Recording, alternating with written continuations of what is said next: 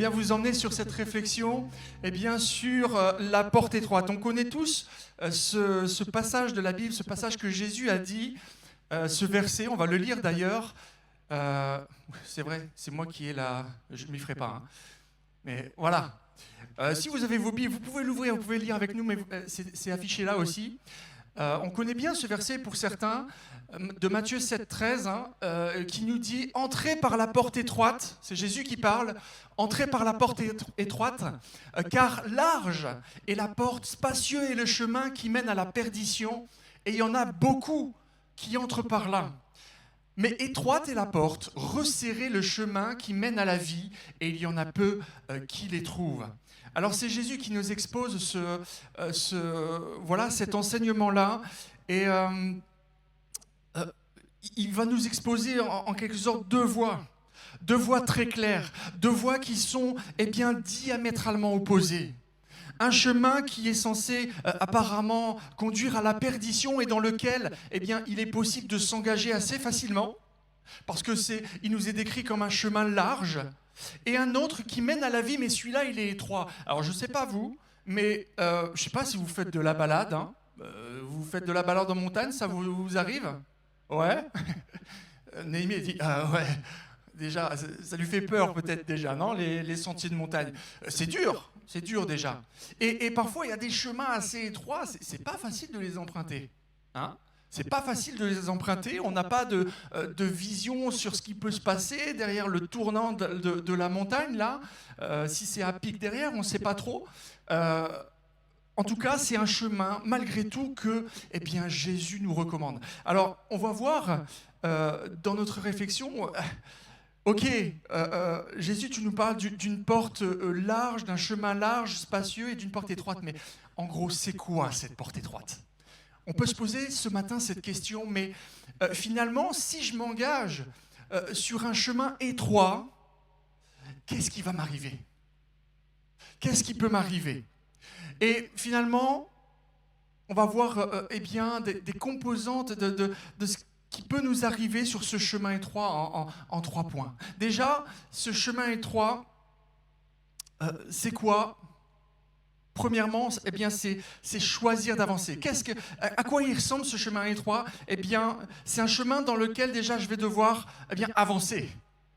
Et c'est pas facile, comme on l'a dit, de s'engager dans un chemin sur lequel je ne connais rien et qui est assez étroit. Choisir d'avancer et première étape, choisir d'avancer, c'est quoi finalement ? Premièrement, c'est prendre mes responsabilités. Premièrement, c'est prendre mes responsabilités. Jésus va dire, dans un autre enseignement, cherchez et vous trouverez. Demandez, vous recevrez. Cherchez et vous trouverez. Et finalement, parfois, on a du mal à s'engager sur un chemin quel qu'il soit. Mais parce qu'on attend que tout nous vienne, comme ça, tout nous soit donné. Ça vous est jamais arrivé, ça ? Vous avez des enfants ? Des jeunes enfants ? Parfois, je ne sais pas si ça vous est déjà arrivé là, mais vous êtes à table, vous êtes chacun bien installé, et vous avez un enfant qui vous dit « Papa, est-ce que tu peux me passer le ketchup, s'il te plaît ?» Ouais, il est juste à côté, quoi. Non, ça vous est pas arrivé, ça ? Non ? Tu dis « écoute, tends le bras et prends-le, quoi. » Et vous voyez, on a cette responsabilité d'engager les choses.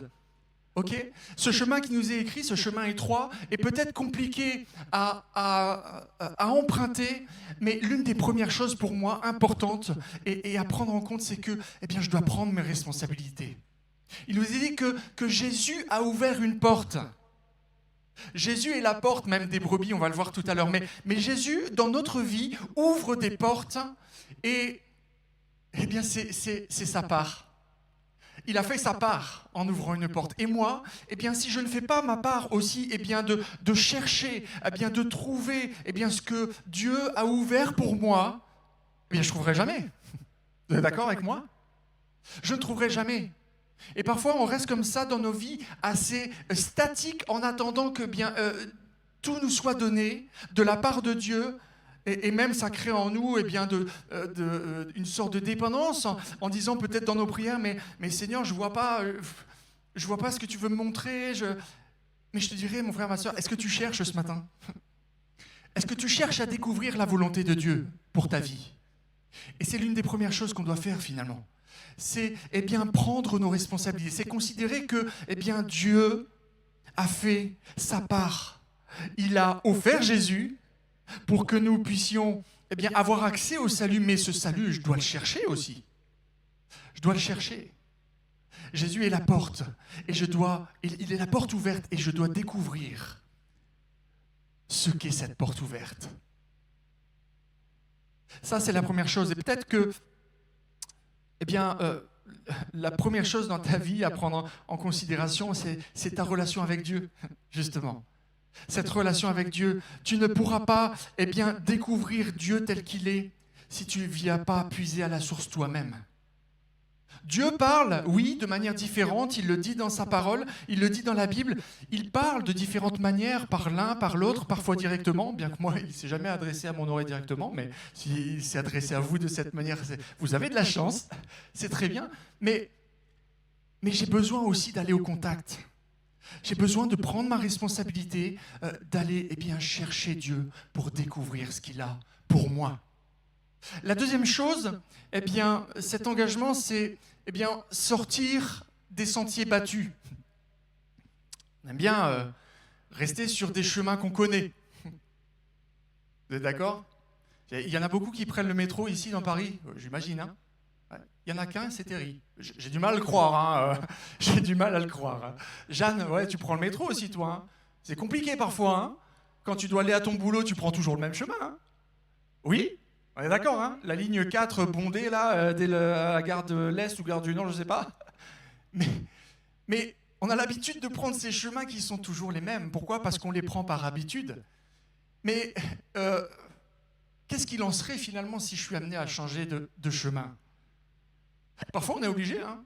Il y a la petite voix là dans le métro qui nous dit telle ligne, il y a un incident, là, veuillez prendre la correspondance. Est-ce que tu es prêt dans ta vie parfois à prendre des correspondances ? Sortir de tes sentiers battus. Dieu va dire à Ésaïe directement, mes voix ne sont pas vos voix. Quand il va parler au peuple d'Israël au travers d'Ésaïe, il va dire, mais vos voix ne sont pas mes voix.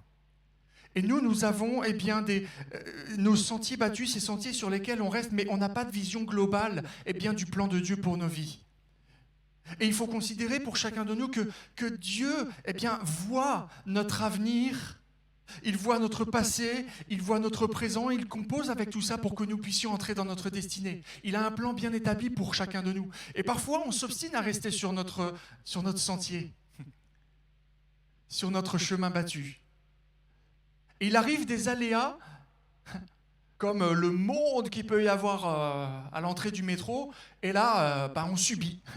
On subit, on attend notre tour. Parfois, il y a des frustrations parce qu'on rencontre des gens qui ne se sont pas bien levés et qui sont un peu désagréables. Et on subit ça. Et dans notre vie, c'est pareil.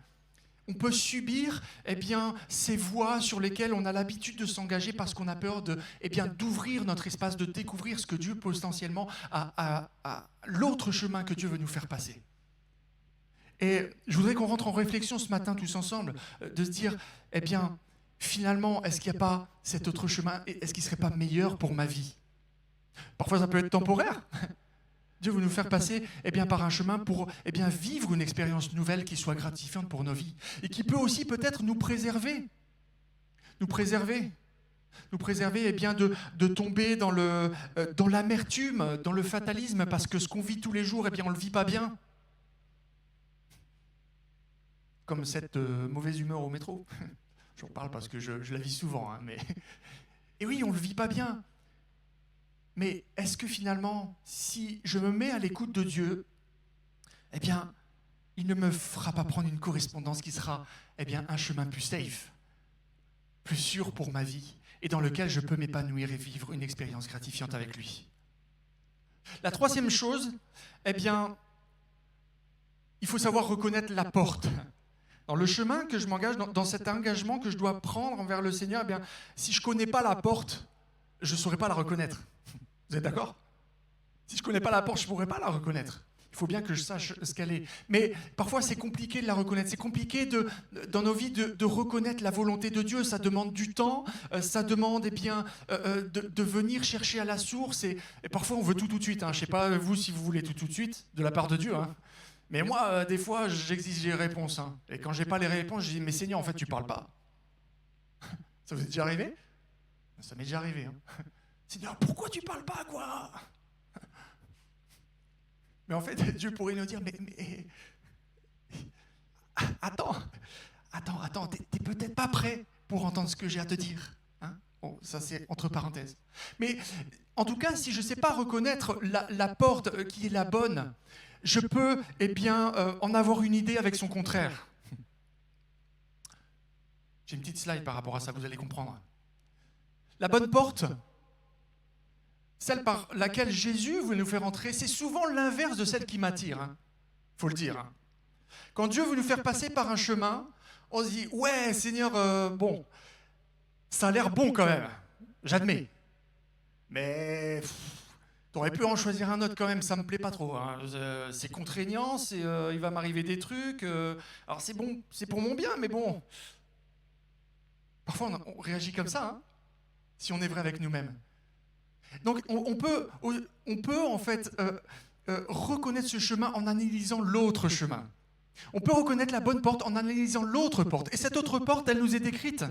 Il nous est dit qu'elle est large. Elle est large. Le chemin, il est spacieux pour y aller. C'est facile. C'est facile, c'est un chemin sur lequel il y a plein de monde. Je ne sais pas si vous vous êtes baladé dans Paris, là, dans cette grande rue là, je ne sais plus comment elle s'appelle, l'Arc de Triomphe à la Concorde, etc. Merci, j'ai une mémoire, je ne connais pas les Champs-Élysées, mais il y a plein de monde, surtout les week-ends, etc. Et c'est facile de s'y engager quand même. C'est facile en fait de suivre le courant. Vous voyez ce que je veux dire? On se fond dans la masse. C'est un chemin qui est facile à emprunter. Et cette porte large qui nous est exposée, c'est pareil. Elle est facile à emprunter. C'est-à-dire que, tout ce que ma chair a envie au plus profond d'elle-même, en mettant de côté les principes spirituels, parfois les principes moraux, tout ce que ma chair a envie, la convoitise, elle s'engage facilement sur ce chemin-là. Et c'est facile de passer inaperçu. Et je voudrais nous interpeller ce matin. L'exemple que j'ai trouvé, c'est notre comportement. Notre comportement dans notre vie quotidienne. Est-ce que mon frère, ma sœur, je vais me parler à moi, pardon. Est-ce que Jérémy, tu as le même comportement quand tu côtoies des personnes dans ton entourage à l'extérieur de la célébration du dimanche matin? Quand tu viens au pied du Seigneur devant les autres, est-ce que tu as le même comportement que celui que tu as la semaine? Est-ce que tu oublies d'être bon avec tes collègues parce que tu préfères, les bonnes relations? Les bonnes relations de ta société pour pouvoir espérer monter des grades. Et tu en oublies la bonté, la bienveillance envers le petit technicien qui balaye chaque jour dans ton entreprise. C'est un exemple que j'ai trouvé, mais voilà, il y a plusieurs principes. Vous pouvez adapter cet exemple à plusieurs situations dans votre vie. Cette porte-là, elle est large.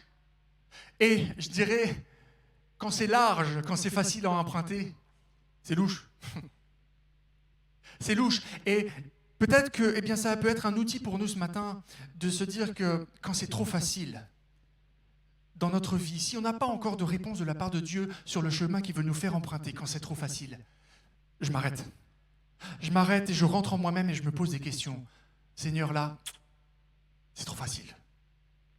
C'est trop facile. C'est pas forcément en corrélation avec ce que toi tu me dis de ton chemin, qui a l'air étroit, avec une porte étroite sur laquelle c'est pas simple de s'engager. Seigneur, je m'arrête.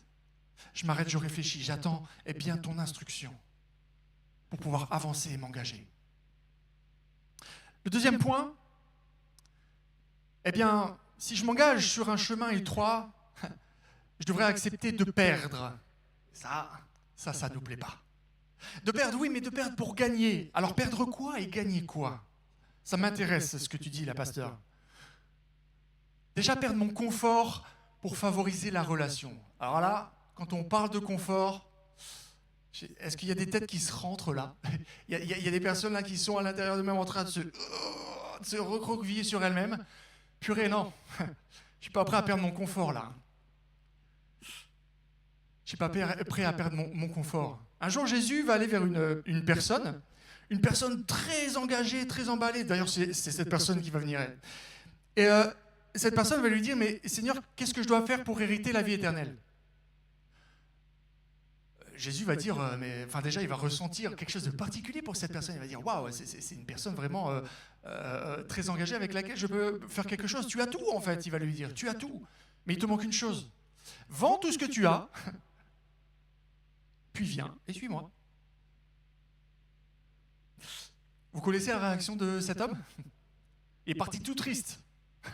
Il est parti tout triste, parce que certainement, il avait de grands biens. Accepter de perdre mon confort pour favoriser la relation. Là, j'aimerais nous interpeller et finalement nous dire, mais il y a des choses dans notre vie sur lesquelles nous sommes attachés. Mais ces choses passent. Ces choses ne sont pas amenées à construire notre vie spirituelle. Et parfois, on reste attaché à ça. On reste attaché à ce confort et ça nous empêche d'avancer avec Dieu. Ça nous empêche d'avancer avec Dieu.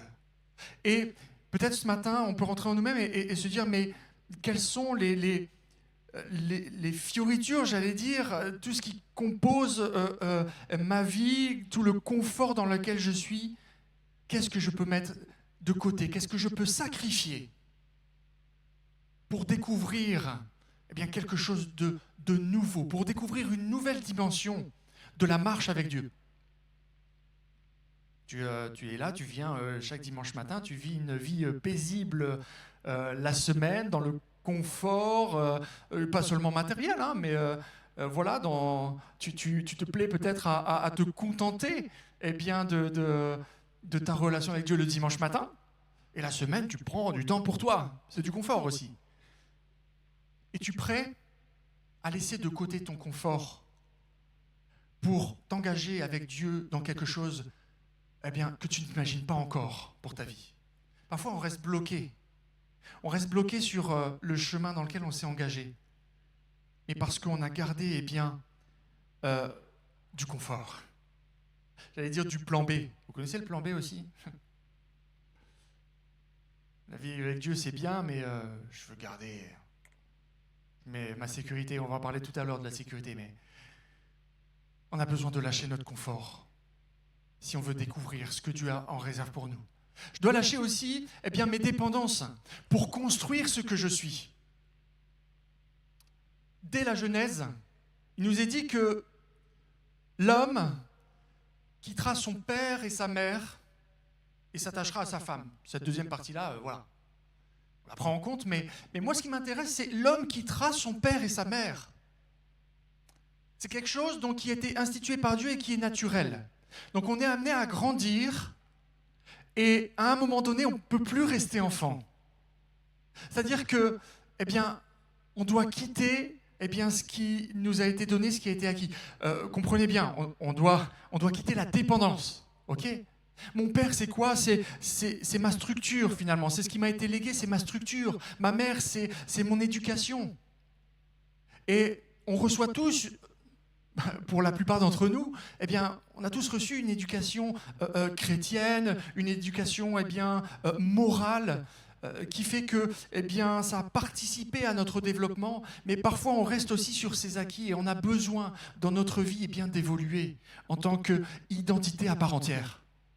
Et parfois on est bloqué dans nos pensées, dans nos conceptions, dans nos manières de voir, parce qu'on reste sur les acquis qui nous ont été donnés. Et peut-être que ce matin, tu es bloqué aussi sur ton chemin parce que tu n'arrives pas à lâcher des conceptions qui t'ont été données et tu n'arrives pas à t'ouvrir sur ce qui peut te faire aller de l'avant. La porte étroite c'est une porte par laquelle j'entre seul. Elle est tellement petite. Je ne l'ai pas dit tout à l'heure, hein, mais elle est tellement petite que déjà tu ne peux pas prendre des bagages avec. Tu vois? Je ne sais pas si vous êtes vous avez déjà pris l'avion, les portiques sont assez étroits. Parfois, voilà, les valises, tu ne peux pas prendre plus de 23 kilos, je ne sais pas quoi. La porte étroite, eh bien, tu ne peux pas passer avec tes bagages. Hein. Tu es obligé de prendre le nécessaire. Et aussi, tu ne peux pas forcément passer à deux. La porte VIP, là, c'est la porte VIP par laquelle Dieu veut te faire passer. Mais cette porte VIP, elle nécessite que tu entres seul, sans tes dépendances, sans te rendre esclave de la pensée d'un autre, de la conception de Dieu d'un autre. On a tous besoin de grandir dans notre compréhension de ce que Dieu est et de se l'approprier personnellement, si on ne veut pas rester bloqué aussi sur notre chemin. Vous êtes d'accord avec moi? Ça vous parle? Amen. La troisième chose, c'est que je dois laisser aussi ma sécurité pour être libre. Dans Hébreux 11, on a l'exemple de plusieurs personnes qui ont fait preuve d'une foi extraordinaire. D'ailleurs, on a du mal, quand on lit Hébreux 11, à se mettre, à s'identifier à ces personnages. C'est par la foi qu'Abraham, c'est par la foi qu'Abel, c'est par la foi que David. Tu te dis, quand tu lis ça, oula, ouais, mais moi je ne suis pas David, je ne suis pas Abraham, je ne suis pas Jacob. Mais en même temps, quand on regarde bien, quand on analyse bien ces personnes, elles n'étaient pas parfaites. Hein. Elles étaient loin d'être parfaites. Hein. D'ailleurs, Olivier nous l'a rappelé récemment. Si on prend David, par exemple, David était l'homme selon le cœur de Dieu, mais quand on regarde sa famille, il n'a pas géré ses enfants bien comme il fallait. Hein. Ça a été compliqué. Ces hommes n'étaient pas parfaits. Mais la différence, c'est que leur foi a été plébiscitée parce qu'ils ont su prendre des risques. Et ce matin, je ne peux pas avancer non plus pour découvrir la vraie liberté que Dieu me propose si je ne prends pas de risques. Vous savez, ce chemin, il est étroit, et je reprends l'exemple qu'on a donné tout à l'heure. Si tu montes là dans la montagne, que tu vas dans les Pyrénées, dans les Alpes, et que tu ne trouveras pas sur les côtés des chemins, parfois peut-être, mais tu ne trouveras pas sur les côtés des chemins toujours des barrières qui sont là pour te protéger. Des sentiers sur lesquels tu dis, oh, là, il n'y a plus rien, là. Hein. C'est compliqué. Je m'arrête. Tu ne trouveras pas toujours dans ta vie, tu ne pourras pas avancer toujours dans ta vie spirituelle, dans ta relation avec Dieu si tu gardes ces barrières, ces garde-corps. Parfois, on a besoin de prendre des risques. Et cette porte étroite, que Jésus nous propose, ce chemin étroit, ce chemin sinueux, j'allais dire, il requiert que tu lâches des choses, que tu t'engages, que tu te mettes en déséquilibre. Il nous est dit qu'Abraham partit de là où il était, de son pays, de sa patrie, de sa nation, sans savoir où il allait. T'imagines, toi, quitter ta maison, sans savoir où tu vas. Ça me fait penser à une petite expérience personnelle. Mes parents, quand ils étaient dans le sud, mon père était dans le ministère également, et à un moment donné, ils ont été amenés à vendre la maison parce qu'ils ont eu un appel pour le nord. Le sud, du sud au nord. Là, il y avait 1000 km, quoi. D'accord ? Ils ont vendu la maison dans le sud, l'appartement, ils n'avaient rien dans le nord. Ils n'avaient absolument rien dans le nord. Ils ont pris la voiture, ils ont dit, on arrivera là-bas, on verra. Mais il y avait une échéance qui était là. Ils devaient partir. Ils devaient partir parce qu'ils avaient reçu l'appel de Dieu. Bon, l'issue, c'est quand même, ils sont arrivés là-bas, ils ont eu quelqu'un devant la voiture, j'ai trouvé quelque chose pour vous. Ah, merci Seigneur. Merci Seigneur. Ok, on est dans notre vie spirituelle, dans notre relation avec Dieu, dans notre marche, on est amené à prendre des risques, c'est-à-dire à avancer. Prendre de risques, c'est ça, pour un enfant, quand il se met à marcher, quand il se met sur ses pieds, il prend des risques déjà, il prend des risques de tomber parce qu'il n'a pas l'habitude. Et quand il va se mettre à marcher et se mettre sur un pied, là, on est en déséquilibre. Hein. On est en déséquilibre jusqu'à ce qu'on mette un autre pied en face. Là où le Seigneur nous donne une parole, allez, c'est vraiment cette voie-là que tu dois prendre. Prends courage. Ok Seigneur, bon j'y vais. Allez. Oh. C'est pas facile. C'est déséquilibre. Et on marche comme ça. Et la foi, c'est ça. c'est prendre des risques. C'est aller vers ce que Dieu a prévu pour nous, vers la vie que Dieu a prévue pour nous, sans savoir ce qui va nous arriver. Et j'ai besoin d'accepter de perdre cette sécurité pour trouver la liberté ce matin. Amen. Alors, vous allez me dire, ok, ce chemin étroit tel qu'il nous est présenté, il y a quand même pas mal de contraintes. Ça a l'air, hein? Il y a pas mal de contraintes. Mais ce chemin, il nous est dit, Jésus nous dit que c'est le chemin qui mène à la vie quand même. C'est le chemin qui mène à la vie et cette porte étroite, c'est réellement la vie. La vie, pourquoi? Parce que, eh bien, si je l'emprunte, je vais réellement commencer à être. Si vous prenez cette parole que, voilà, cette parole que Jésus va donner, il va commencer par ça, d'ailleurs. Il va dire « Entrez par la porte étroite ». Et après, il développe. Entrer. Entrer, textuellement parlant, c'est commencer à être. Commencer à être. Et mon frère, ma sœur, si, eh bien, tu galères depuis des années et des années dans ta relation avec Dieu, que tu n'avances pas, que tu trouves pas ça, que tu kiffes pas la life, comme pourraient dire les jeunes, hein, excusez-moi, j'ai 38 ans, c'est pas mon langage, mais bon, je m'adapte, hein, d'accord? Mais si tu kiffes pas la vie avec le Seigneur, c'est qu'il y a quelque chose qui va pas. Ce que Jésus te propose, c'est de commencer à être. Peut-être que tu n'as jamais commencé à être. À un moment donné, il y a un homme qui va venir vers Jésus, et c'est Jairus. Il ne va pas bien comprendre ce qu'il va lui dire. Hein. Il va dire, il va lui poser cette question, Jairus, mais que dois-je faire pour hériter la vie éternelle aussi, je crois. Enfin, ça doit être un truc comme ça, je ne sais plus trop. Bref, une mauvaise mémoire. Mais Jésus va lui dire, en fait, mais il faut que tu naisses de nouveau. Mais il ne va pas comprendre, cet homme. Il ne va pas comprendre. Il va dire, mais moi, je suis né, c'est arrivé une fois, c'est pas possible que je retourne dans le ventre de ma mère et à nouveau, quoi, tu vois, Jésus, c'est pas possible. Mais il n'avait pas compris qu'il y avait une autre dimension de la relation avec Dieu. Cette nouvelle naissance, eh bien, c'est celle de l'âme, du cœur, de l'esprit. Et c'est là que, eh bien, mon frère, ma sœur, si tu galères dans ta vie, si tu trouves que cette relation avec Dieu, eh bien, elle n'est pas bonne, que tu n'as même peut-être jamais trouvé Dieu, c'est peut-être que tu n'as pas encore commencé à être. Et la porte étroite, c'est ça, c'est Jésus, d'abord pour ton salut. Parce que, eh bien, quand tu entres par cette porte-là, eh bien, tes yeux s'ouvrent sur une nouvelle vie. Et là, tu commences à être, parce que Dieu t'offre son salut, quelque chose que, eh bien, tu ne peux pas acquérir par toi-même. Tu ne peux pas acquérir la vie éternelle par toi-même. Mais Jésus te l'a offert. Déjà, il y a 2000 ans à la croix. Il a ouvert la porte pour que tu puisses y entrer et commencer à être réellement. Commencer à être réellement. La deuxième chose, c'est que, eh bien, en passant par cette porte, je peux bénéficier de Christ. Amen.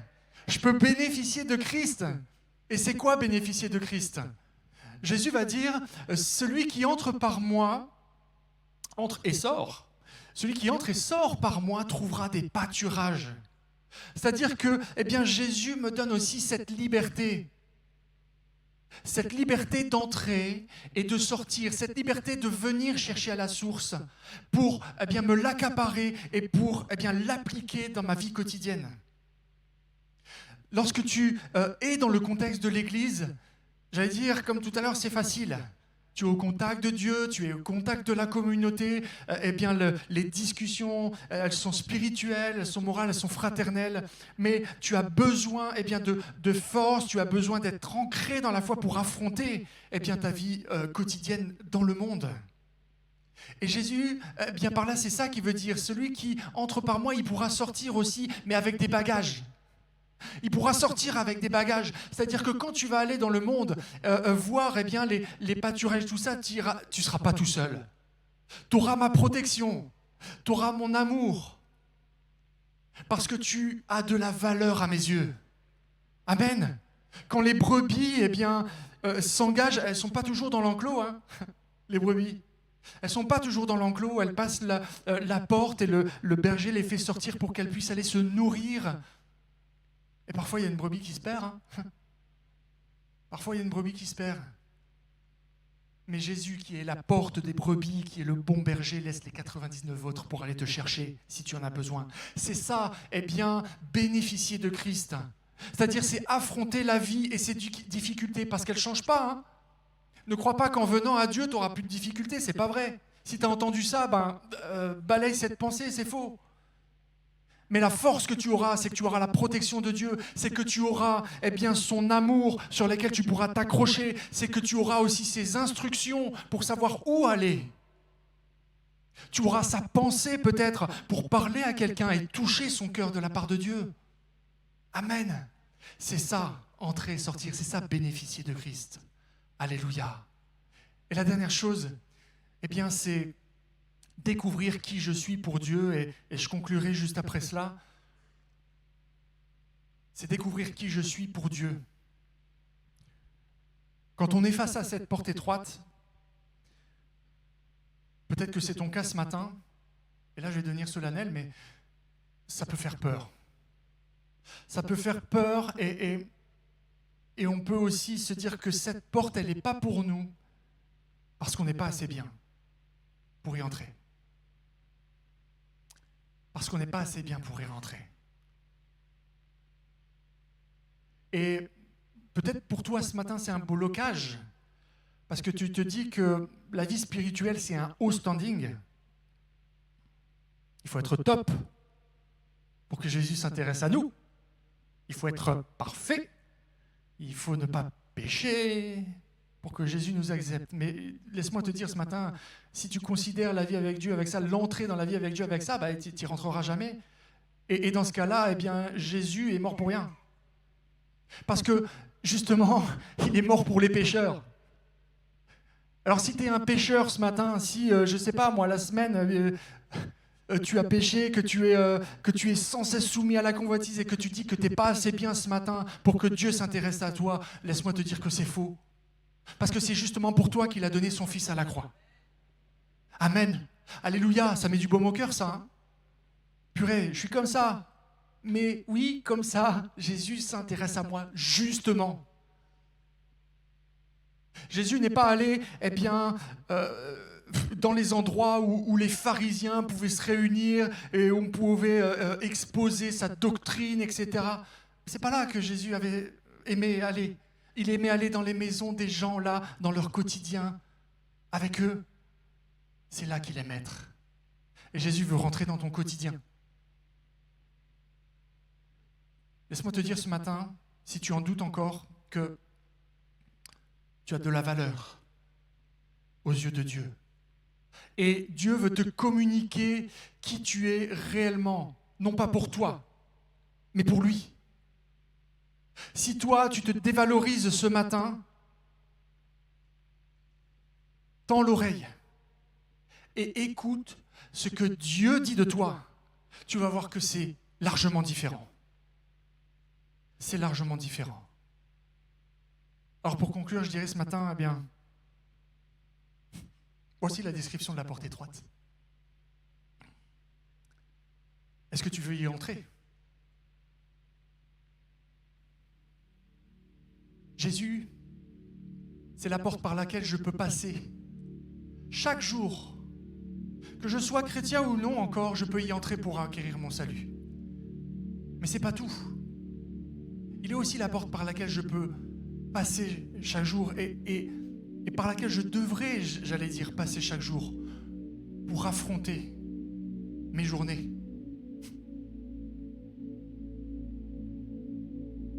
Si je suis dans la tristesse ce matin, je ne sais pas pourquoi, à cause d'un deuil, à cause d'autre chose, il n'y a que ça qui me vient, mais si je suis dans la tristesse, Jésus, c'est la porte de la joie.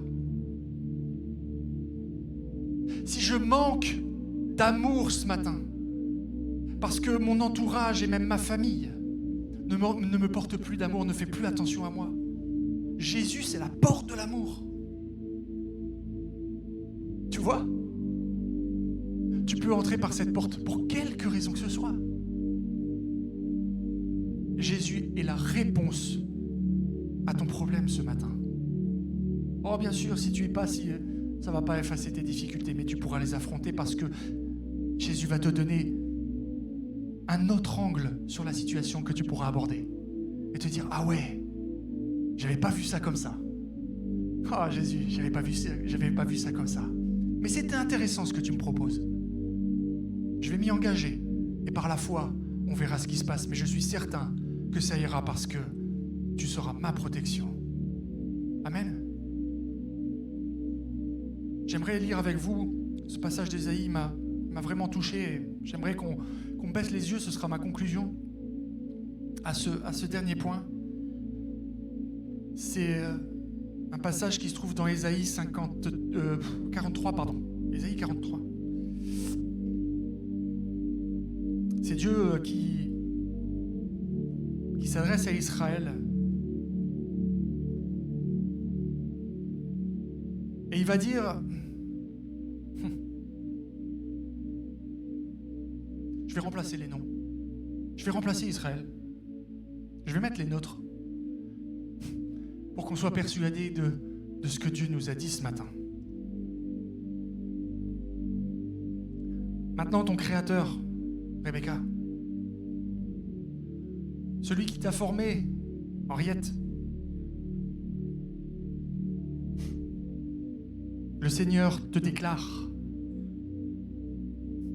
n'aie pas peur. N'aie pas peur, Johanna. Je t'ai libérée. Je t'ai appelé personnellement, Terry. Je t'ai appelé personnellement. Tu m'appartiens, Jeanne. Quand tu traverseras l'eau, Jonathan, je serai avec toi, Loélie. Quand tu franchiras les fleuves, tu ne t'y noieras pas. Quand tu passeras par le feu, Damien, tu t'y brûleras pas. Les flammes ne t'atteigneront pas, Auberta. Car moi, le Seigneur, je suis ton Dieu. Je suis ton sauveur. Écoutez bien ça. Là, tu mets ton prénom, c'est obligé. Jérémie, je donne l'Égypte pour payer ta libération, l'Éthiopie et Séba en échange de toi. Excusez-moi. Ça vous émeut pas, vous? De savoir ce que Dieu pense de vous et qu'il est prêt à sacrifier. Vous savez ce que ça veut dire, ça? En fait, je donne Jésus pour toi ce matin. Je donne Jésus pour toi parce que tu as de la valeur à mes yeux. Alléluia. Entrons par la porte étroite ce matin. On prie ensemble. Seigneur Jésus, merci pour cette réflexion. Merci pour ta parole. Merci pour ton Saint-Esprit qui a bien voulu la communiquer à notre cœur et nous convaincre ce matin. Seigneur, en réponse à ce que tu viens de nous dire, je veux faire mon pas de foi. Je veux me mettre en danger pour une fois peut-être dans ma vie. Je veux laisser derrière moi le plan A, le plan B, le plan C que j'ai préparé. En me disant peut-être que, en m'engageant avec toi, ça n'allait peut-être pas marcher. Je veux laisser ça de côté. Je veux vraiment m'engager avec toi dans cette porte étroite que tu me proposes. Je veux laisser mes bagages. Je veux laisser tout ce qui me retient. Je veux laisser mon superflu. Je veux laisser ma sécurité. Et je veux m'engager réellement avec toi. Parce que ce que tu me proposes, eh bien, c'est de vivre. Et de vivre réellement. Et tu l'as dit, celui qui passe par moi, il vivra réellement. Il saura ce que c'est que la vraie vie. Jusqu'à la vie éternelle. Merci Seigneur parce que tu nous aimes tels que nous sommes. Seigneur, et tu ne fais pas de différence. Tu ne fais exception de personne. Mais tu nous prends tels que nous sommes et tu veux nous accompagner dans cette porte. Seigneur, merci pour ce que tu feras. On veut tout abandonner à tes pieds pour ce que, tu en fasses, que tu fasses de nos vies ce que tu veux, que tu nous révèles notre vraie identité, celle que tu as pensée pour nous. Alléluia. Et on te fait confiance pour cela. Amen. Amen. Merci de nous avoir suivis. Si tu as apprécié être avec nous, n'oublie pas de liker et de partager sur les réseaux. Nous proposons chaque dimanche 2 célébrations. Viens nous rejoindre, nous serons heureux de t'accueillir. À la Pépinière, tous les âges sont représentés. Viens booster ta foi au contact de ta génération. Besoin d'un rendez-vous ? Nos pasteurs se tiennent à ta disposition. N'hésite pas à les contacter. Si tu as des questions sur la foi ou sur la Bible, tu peux en discuter avec notre équipe pastorale. Inscris-toi dès maintenant. Tu peux suivre nos prédications, posts et actualités sur les réseaux. N'oublie pas de visiter notre site internet. Tu veux t'intégrer et nous connaître un peu plus ? Télécharge dès maintenant notre application et reste connecté. À bientôt, à la Pépinière.